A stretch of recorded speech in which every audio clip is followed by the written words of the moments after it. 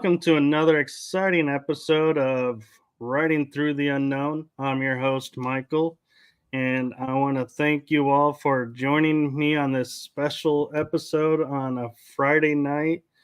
And when I introduce my guest, I think you all are going to be in for a true surprise and treat, and are going to be so grateful you tuned in for this episode. And with that being said, it is my distinct pleasure, my honor, and my blessing to introduce you all to the one, the amazing, the wise one, Alfred Webre. Michael, well, thank you very much. And it is my distinct honor to be here.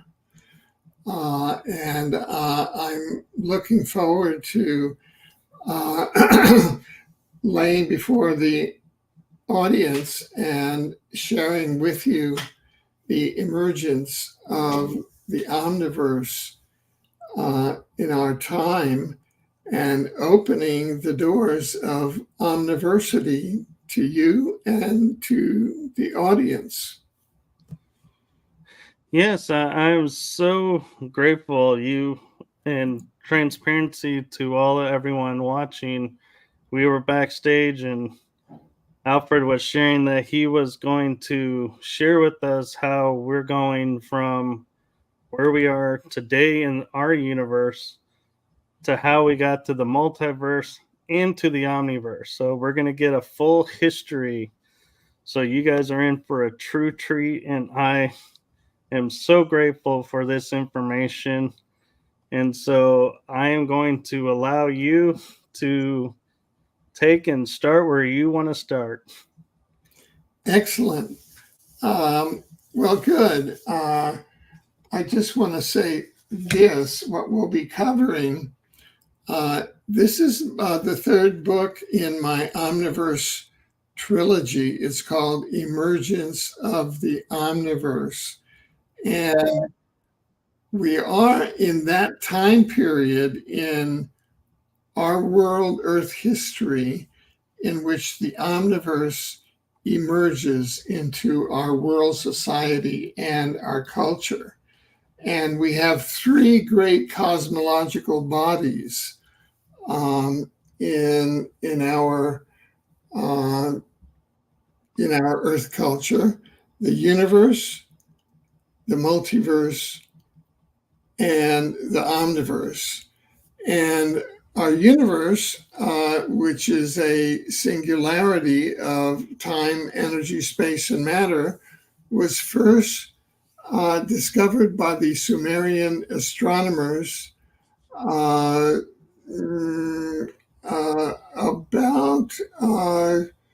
let's say, 2000 BC or so. And that's when the knowledge of the systematic knowledge of our cosmos began to be developed here with the universe. And the next evolution was with the discovery of the multiverse. And what the multiverse is, its definition is the sum of all the universes. And it was first coined in 1895 by the American scientist William James. And there are two Stanford scientists who have made an estimate of the number of universes in the multiverse, and in their terms, the number of universes in the multiverse is, quote, humongous. In mathematical terms, it's 10 to the 7th to the 7th. And that number is so large that we don't have a name for it. But if you were to write it out in, manually or in 12-point type, it would be more than 290 million miles long. That's the number of universes in the multiverse, and we're in one such universe. Now, I don't know if I can, because I'm not that familiar with StreamYard. I had sent over a link to our e-learning platform, Omniversity. Can you? Oh, yes, good.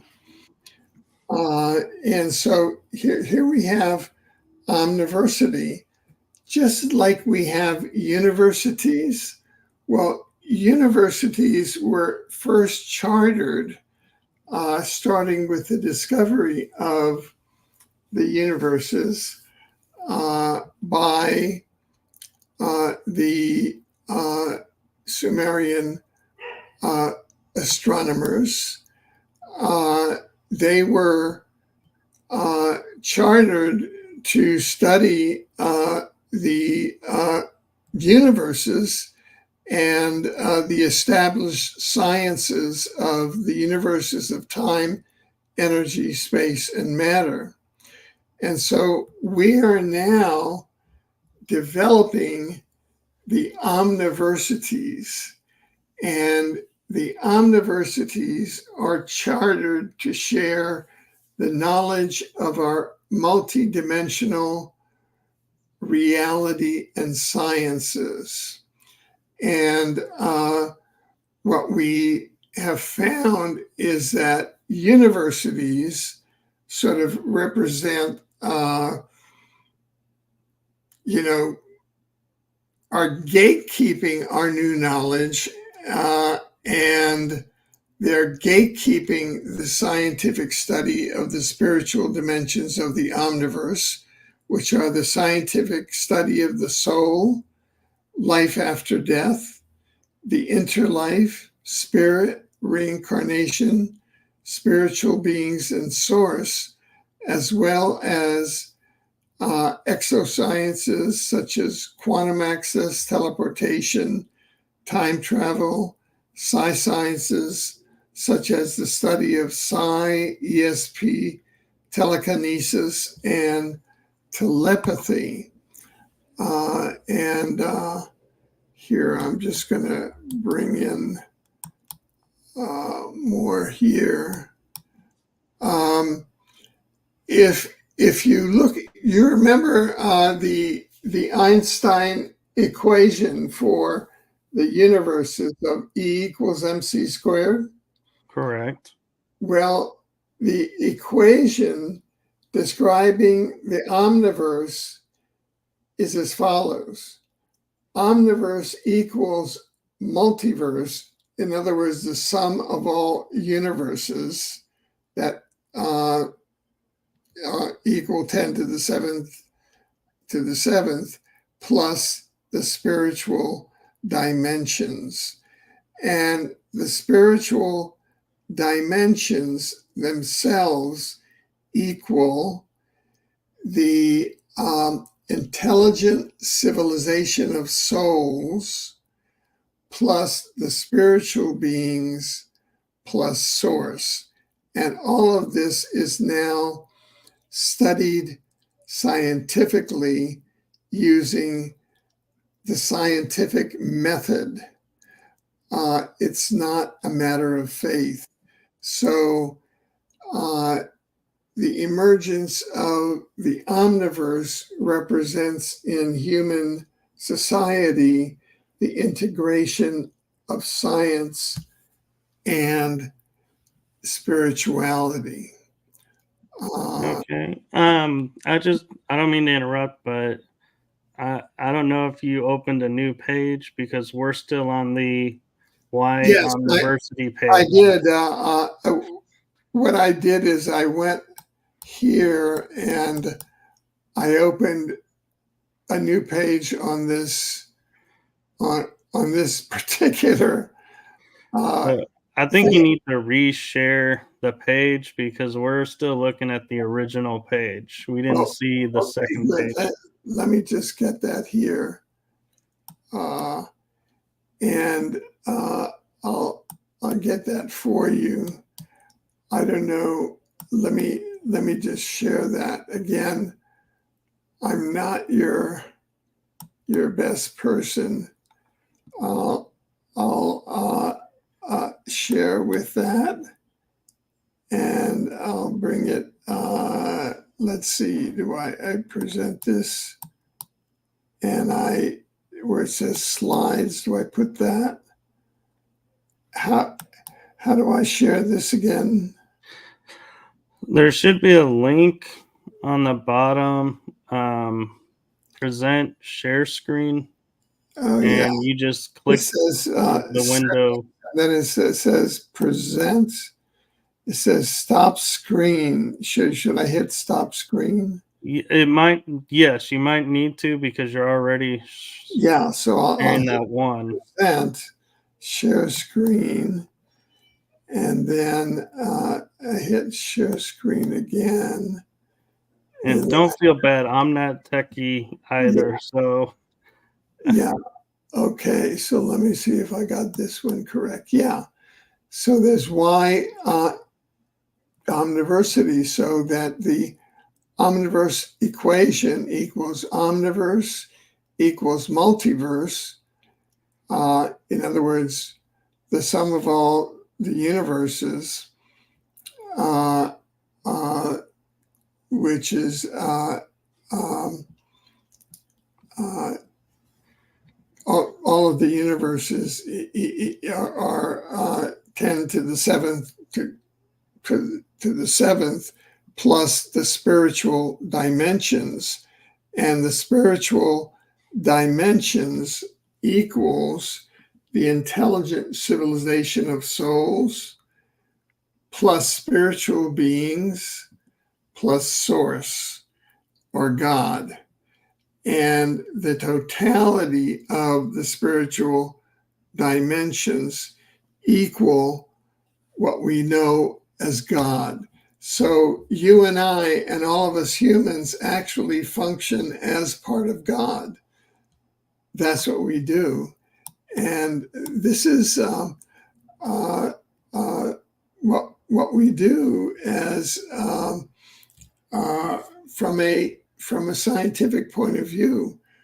We all have a function in the creation and maintenance of the physical universes, of all the humongous physical universes, creation and maintenance of the physical universes that existed.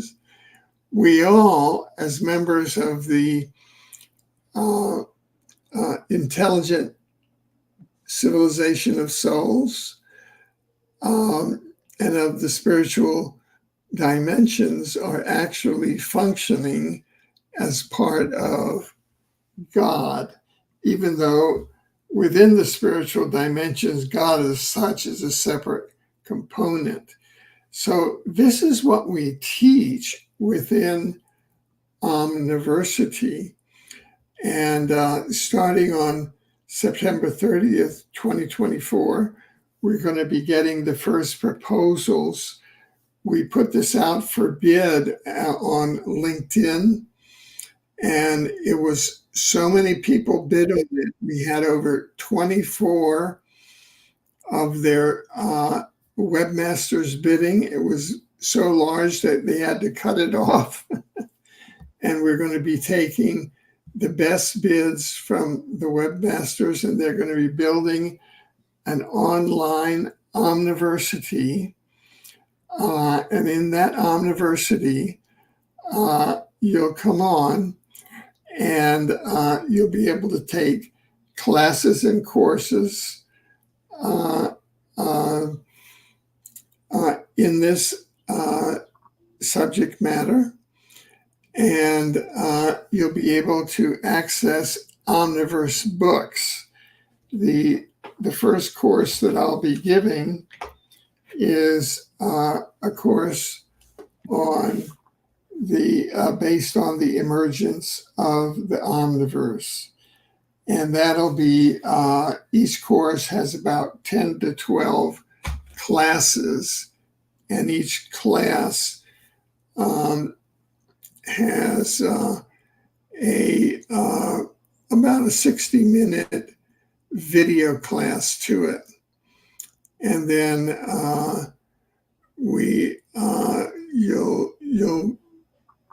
you'll be able to access each course, and based on your own schedule, get that and go through that, and then access the Omniverse books. And we've been some of the one of the bidding webmasters is associated with Simon Fraser University here in Vancouver, BC, which is one of the universities here. And so from a long-range point of view, we're going to be seeking accreditation. That's going to take a long time. I've been working with a lot of the universities over time, trying to get these subject matters to be recognized by the departments.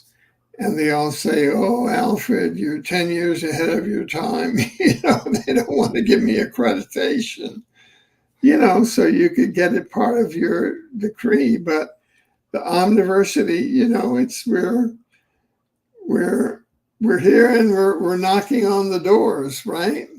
Right. And So, I judge it's needed right now. It's with everyone's waking up that it's perfect timing to be offering this, because everyone's awareness is getting more. And with that, I'm curious, because I've been sitting here toying in my mind going, we were talking about ascension and the opening of the mind to where people's our awareness are, we're not just humans, we're more than just human.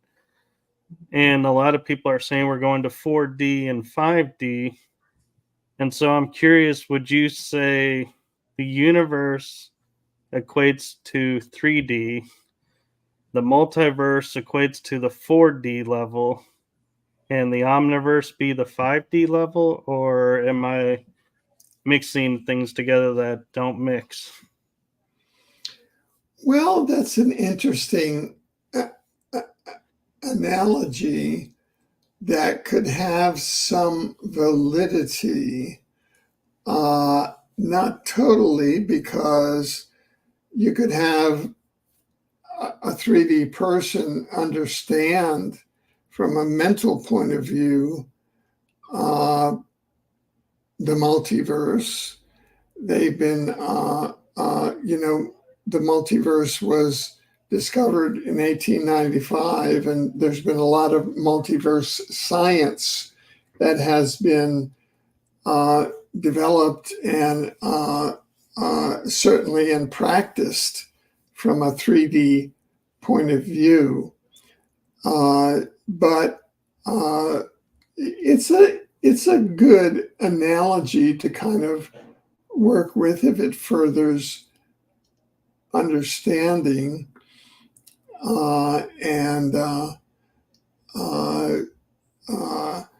I think the great shift is this also, in addition to what you just said, is that the omniverse represents a shift from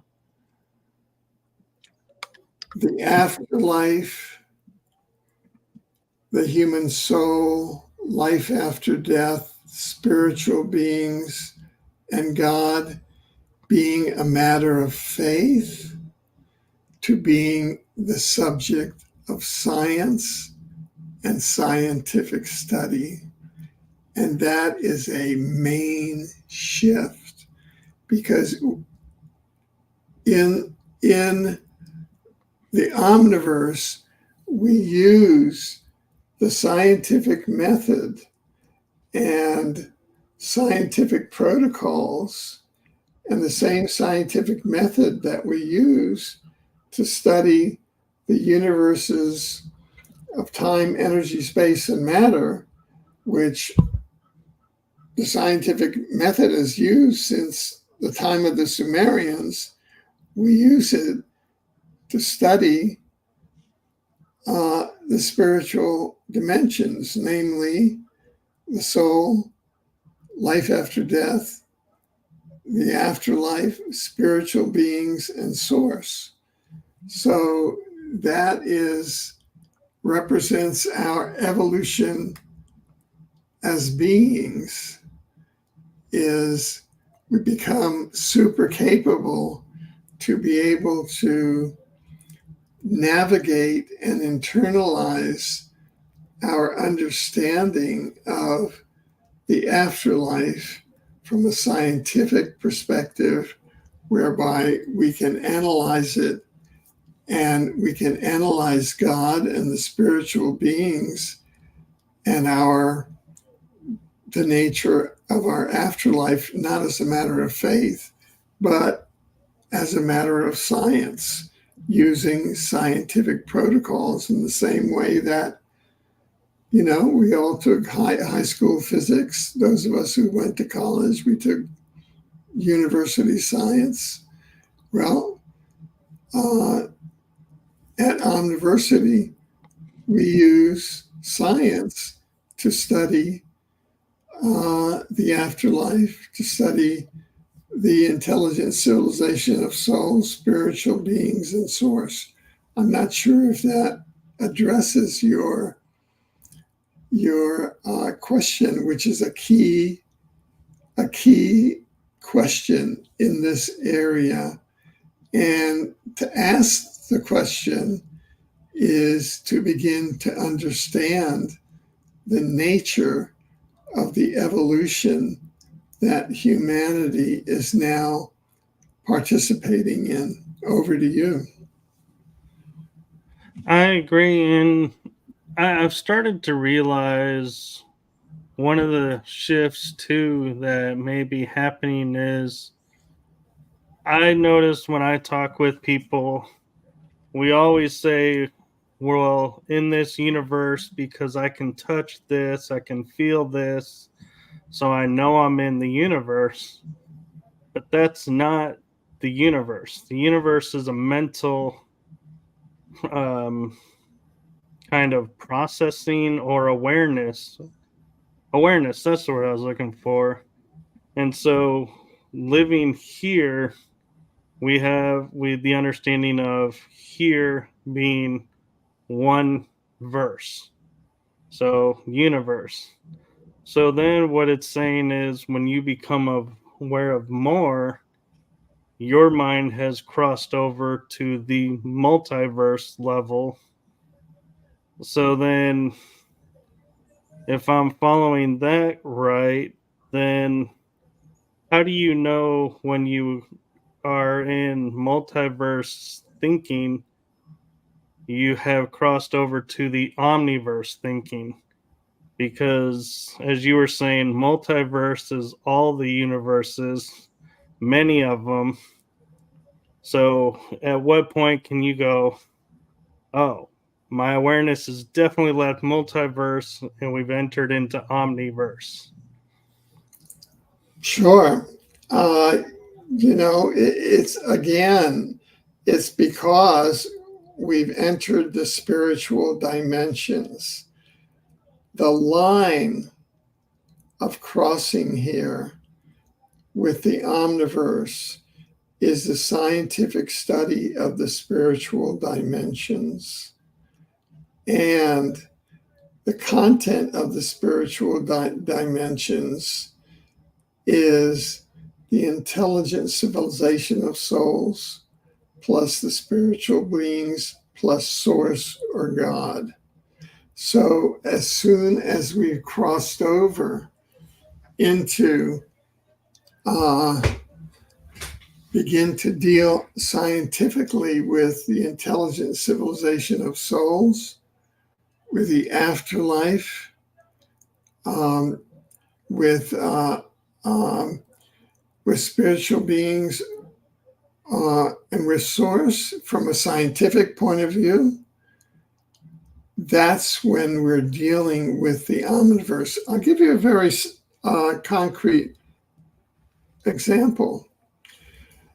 There are now the equivalent of internet sites, like internet StreamYard sites, where on one side will be like one of us is here anchored in 3D, and on the other side it'll be a soul in the afterlife, and we'll be having a conversation. And it's a way to have a conversation between a soul in the afterlife and a human in 3D. And those are things which are now features of the age of the omniverse,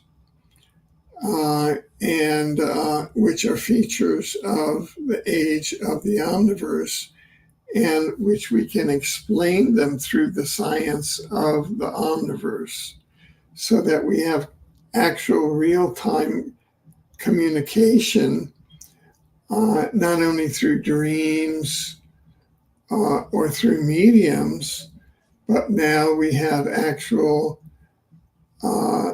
Zoom-like, through Zoom or other technologies, where we'll have technological communication between souls in the afterlife who have agreed to come into communication with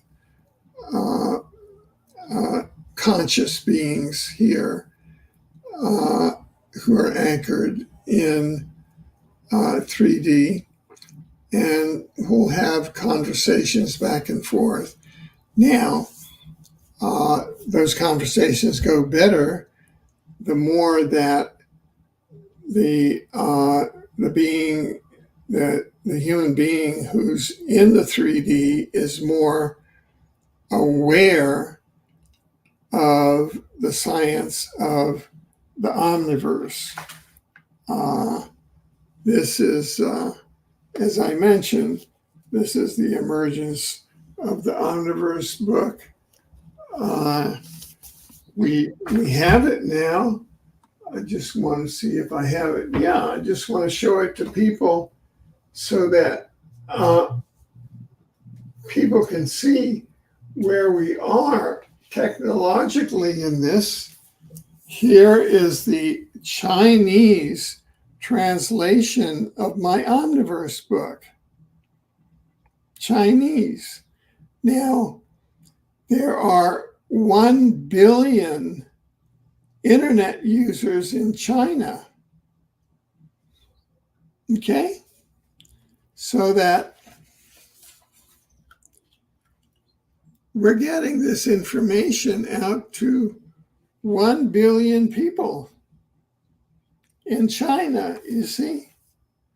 So this is, this is now, we are now entering the age of the emergence of the omniverse. And there are so many different, and this is coming just at the time when we are moving forward and out of an era of war and separation and fear, so that, how can we move out of that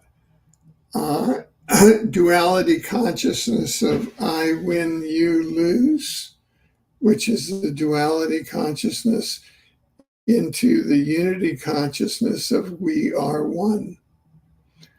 And that is the great challenge that omniversity has.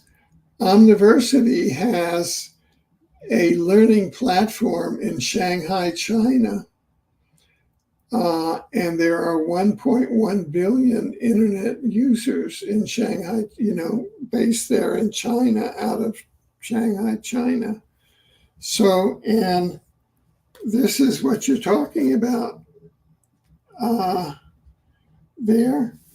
And this is it's translated into German and into Spanish and into Hungarian. And this is something that we have to do. And so we have to move away from the duality consciousness. And our mission is to move humanity through the science of the omniverse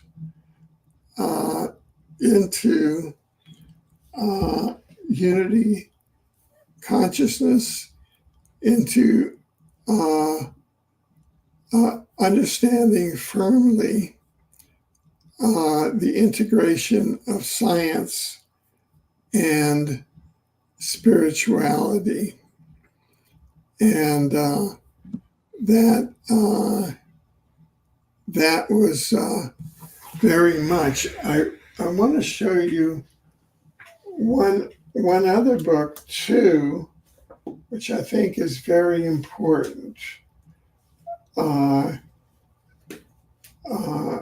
because it's kind of what people say, well, Alfred, why are you doing this, And so that people understand, these are some of the other books that we have. This is a book that I wrote. It's called My Journey Landing Heaven on Earth. And it's got about 750 pages on it. And this talks about my first voyage on an extraterrestrial spacecraft.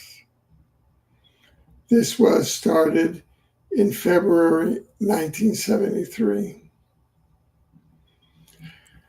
And it tells the whole story.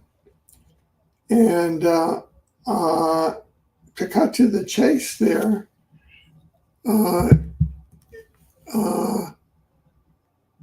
I was at the time in New York City, and my then wife, who was a Peruvian architect, had converted what was a loft, a commercial loft in the Green Street area, filled with religious artifacts of, Jesus, Mary, and Joseph, and all the religious artifacts, into kind of an artist area.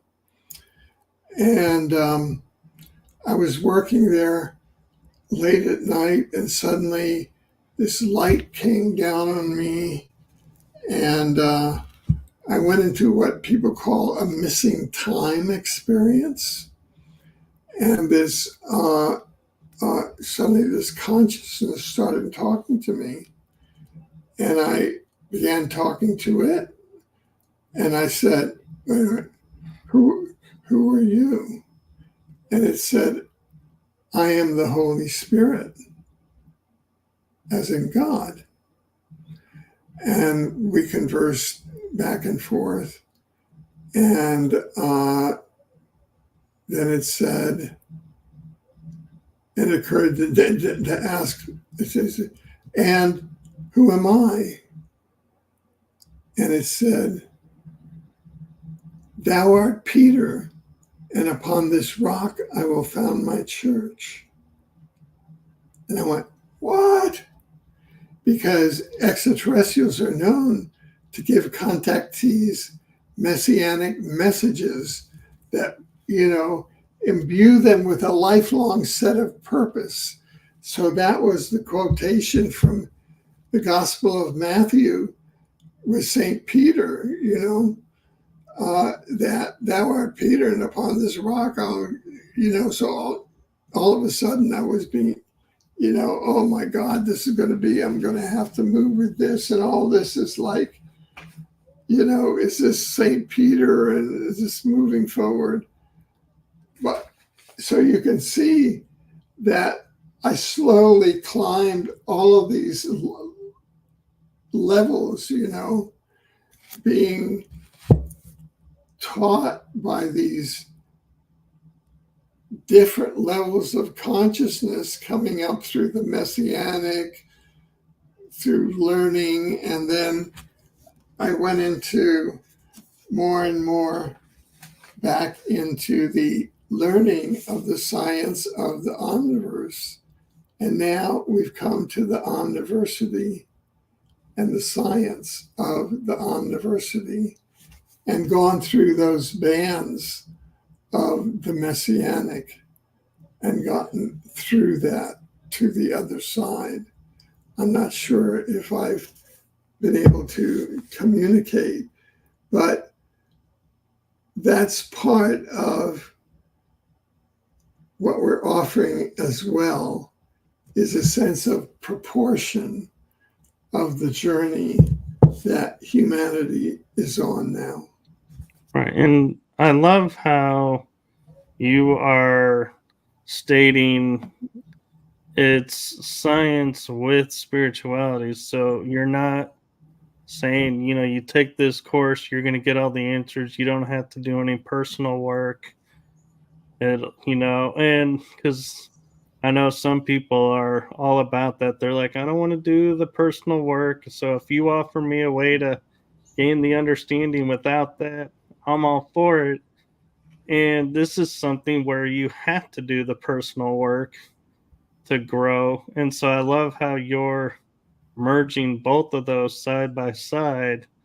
So those that are of the scientific mindset will be along on the ride, as well as those of the spiritual mind, and blending them. So thank you for that.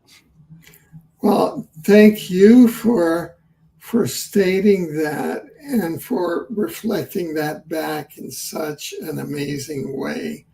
I mean, really, you have really validated this work here in the most amazing way. And I really want to humbly acknowledge that and thank you very, very much, because that has been the essence of it. That's been the essence of it. And, that is how we move it. And if people go to universebooks.com, you'll see there we have 25 books or so of Omniverse books, and all of them are offered at Omniversity. And come this fall, in October, November, we'll be offering classes and courses with the books. And it's very much in the spirit that and in the sacred space, and that you have so aptly described. And I feel very humbled by your statements. And thank you very, very much. I really feel that way. Well, thank you. And I can humbly say it's only because you took the first step and you took the momentous leap forward to do the work, to start the path, so that those of us coming behind you can see it and be like, this is where we need to go. And so thank you for taking that leap of faith and that leap and finding it for us. This is our our world is a world that is going to take a great deal of collective insight and effort and time to bring to collective ascension. It is not something that they'll press a button up there and it's going to go and it'll ascend, and then we'll all have a picnic. It's not going to be that way, because we incarnate here to develop for soul development. And it's a great privilege to incarnate on Earth. This was chosen by a universe son of God who incarnated here as Joshua ben Joseph 2,000 years ago at the height of the Kali Yuga. and the Kali Yuga occurs. We have two suns, and the Kali Yuga occurs when the two suns are at the maximum distance from each other, because they rotate every 25,000 years. So they're 12,500 years from each other. And that's when evil is at its maximum. And that's when Joshua ben Joseph chose to incarnate in a particular race as a Hebrew.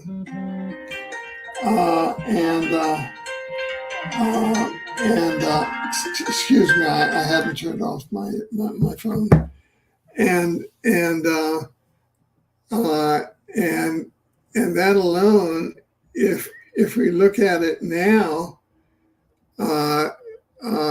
you and I are talking on September 20th, 2024, and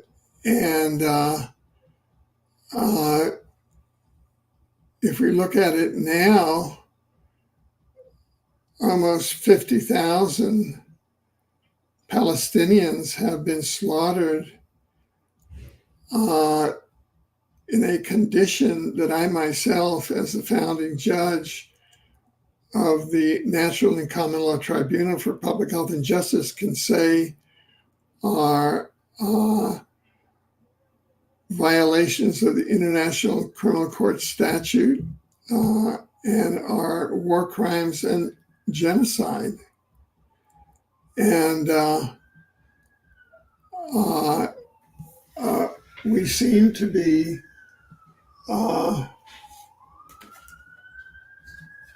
here is another book that we just published. It's called We Awakening Humanity Are the Soul Infrastructure, SOUL, of the Second Coming of Christ. And if you look at that, this is the solar system, and that's the asteroid belt. And the asteroid belt is the planet Tiamat that 207,000 years ago, in the middle of a human reptilian nuclear war, was turned into an asteroid belt. That was a planet. That was a huge Earth-like planet with 2 billion human souls that had to be teleported to Earth and are now incarnating on Earth. And that's what could happen to Earth at this time if the nuclear war that, on the one hand, Israel, and on the other hand, Iran and those powers which are aimed at each other, go toward their nuclear war. And we, on the other hand, that are trying to bring the science of the omniverse before that happens. And so we've just brought out this document that we awakening humanity are the sole infrastructure of the second coming of Christ. And the second coming happens so as to prevent that. Here's the back cover. Jesus' first coming to earth was intentionally timed 2,000 years before the acute focalization of 2024 plus of threatened Tiamat-like nuclear destruction of Earth, sentient inorganic AI artificial intelligence terraforming of Earth, and divine souls into bots, materialization of an age of Antichrist on Earth, and of powerful Antichrist capable of destroying Jesus' mission of the kingdom of God on earth, necessitating Jesus' second coming at this time with planetary ascension of earth and its human souls to a density of the kingdom of God beyond the AI artificial intelligence and the negative Luciferian spiritual beings and interdimensional Draco-reptilian souls. So that's the context in which we find ourselves, and in which we find the science of the omniverse being what we can preempt all of this and bring us up to 5D. So we are at a moment unlike any other, which was last seen when Tiamat was turned into the asteroid belt. Query, will Earth be turned into an asteroid belt? No, because Jesus came and drew a line in the sand and said, no, Earth will not become a second asteroid belt. And that's what Netanyahu doesn't know. And that's what Iran doesn't know. Well, it also makes sense why when we see a lot of the UFO stories, they seem to be showing in larger numbers near where nuclear weapons are or bases are. And it confounds all the military when they appear and everything is nullified. So I think that again goes to show where you're saying, yeah, they're not going to allow us as a species to take and make a second asteroid belt. They're doing everything they can to nullify and stop it. But I do have to wonder, though, if humanity, makes a choice, will they abide by the choice or will they say, no, you guys made a wrong choice. Let's make another choice. We're not going to let you destroy this. Indeed. So that's where we are now. So the science of the omniverse is here. And I kind of have to wonder, with all the chaos and all the strangeness that's going on in the world today, I mean, not just in the US, but everywhere, I can't help wondering if it's like the universe's way of saying, okay, you guys chose wrong. We're giving you a second chance. Look at what you're doing. Please make the right choice this time. Indeed.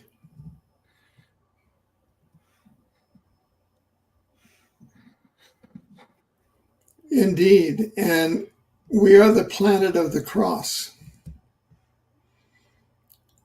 The Urantia book says that we're known as the planet of the cross. Namely, that Joshua ben Joseph came here. He incarnated as a Hebrew. So I'm kind of curious your take on my understanding of us as a species. And when I say us, I mean human beings. Originally, we were known as the children of the gods. So we had divine birthrights.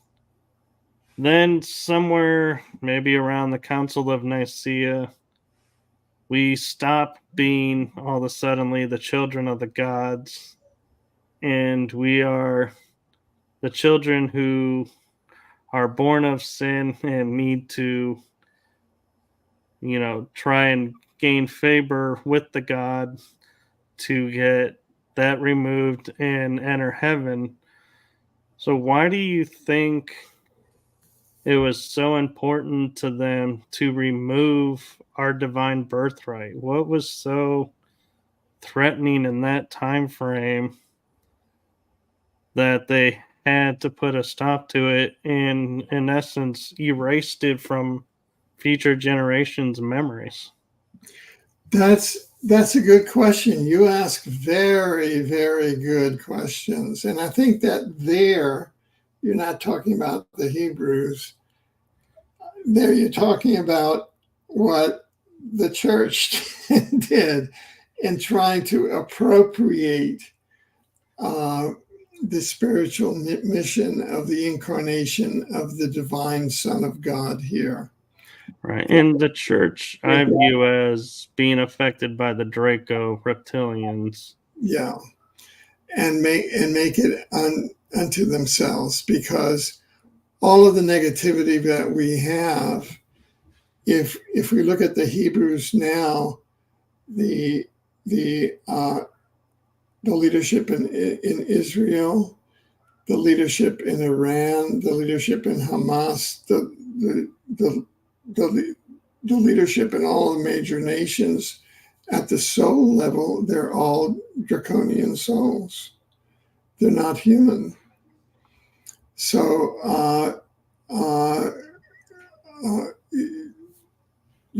those are human souls masquerading in various roles to try and keep us away from the divine mission of the incarnation of a Son of God here. And so we're now looking to awaken humanity. Awaken humanity. Right. We're getting close to the hour mark. And so out of respect with you and your time that you have provided, I want to take a moment and again allow you to promote your books and where people can find Sure. you and everything. Yeah, well, it's very easy.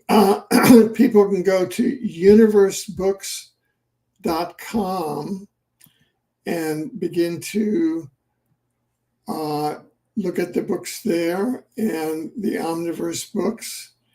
And you can go to omniversity.us and begin to learn more about Omniversity.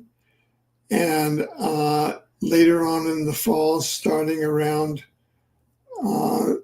October, November, you can begin to enroll in classes by going to omniversity.us and omniversity.net. And you can always reach me through my website at exopolitics.com. And Michael, I want to thank you deeply for allowing me to speak openly. Thank you very much. You're very welcome. And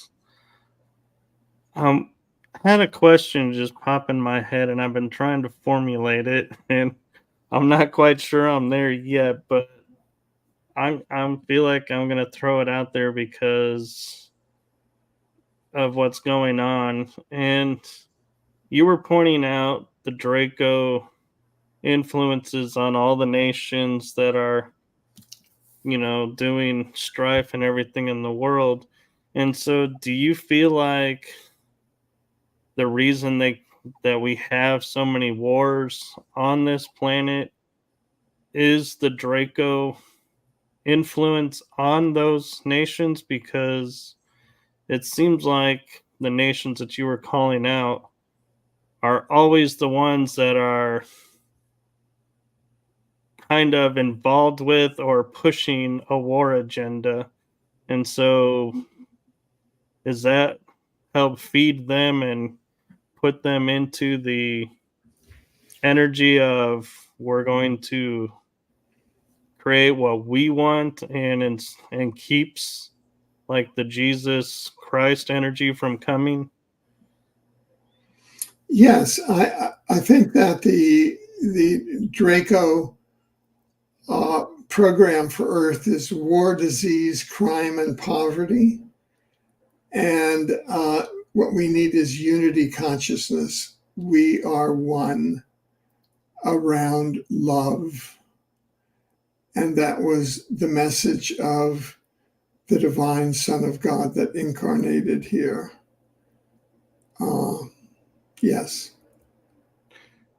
It's interesting you point that out because I started thinking about the story when Jesus was with the money changers and was flipping the tables and telling them to get out. And everybody goes, well, because they broke the law. They were selling and making money in a sacred temple. And I feel like on another level, that was the surface explanation. But on a deeper level, these people were taking and creating a schism in the people by becoming wealthy where everybody else was poor. And so it was breaking the unity. And that's where Christ was like, nope, I'm not going to have you breaking unity in this sacred place. You need to get out. Would you agree with that? Yeah. So, thank you again for coming on and sharing all of this information with us. And I have to say, one thing that I feel like is truly special about the omniversity that you're creating is that you're doing it on the individual's pace. You're not making everybody sign up by a certain date, only certain number of people at a time. So you're not limiting the information. You're actually making it available for all whenever they want. And I think that's a beautiful thing that I think a lot of the universities and the university system could learn from, because not everybody is available at the same time with work or a life situation. So thank you for creating a system that is truly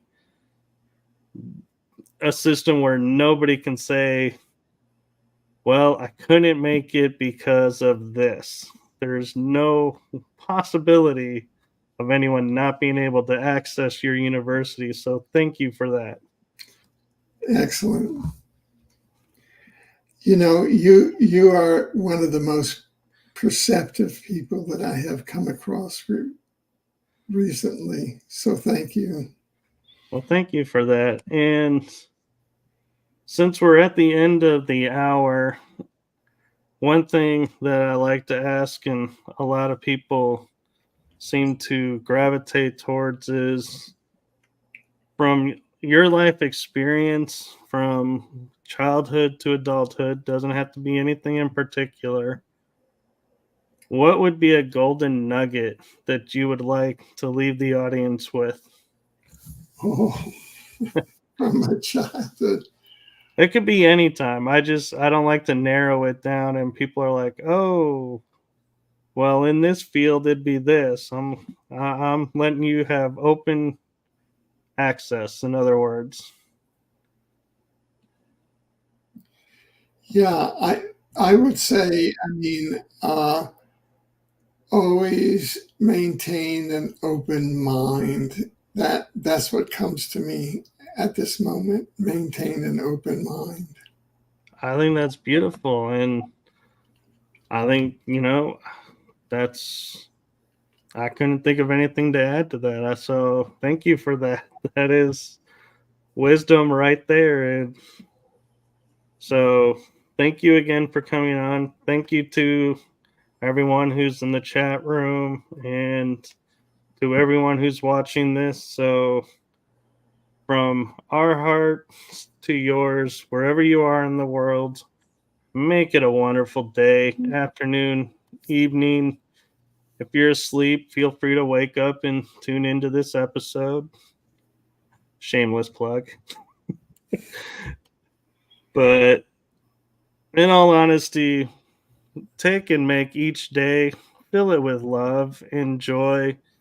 And as Alfred Webre politely and succinctly said, keep an open mind. That is, I think, one of the things that's missing in our world is if we kept an open mind, I feel like there would be more love and understanding in the world, because too many things are started because of misunderstandings. So thank you again, and thank you to everyone. Have a wonderful night, and we will see you all on the next episode. Good night. Night, Michael.